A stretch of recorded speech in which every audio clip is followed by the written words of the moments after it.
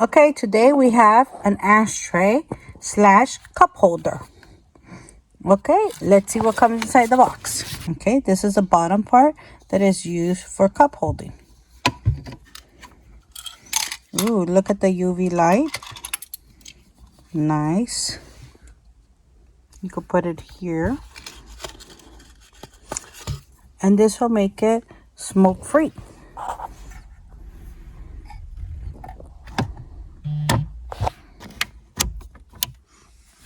So it goes really easy installed here in your air vents. You put it on. You could take it off, have your smoke, and put your cup here and it'll sustain the cup. You can see, easy. Let's say your cup holder is full of stuff.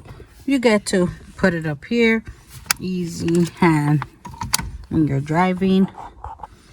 And then let's say you want to have your smoke here, easy accessible.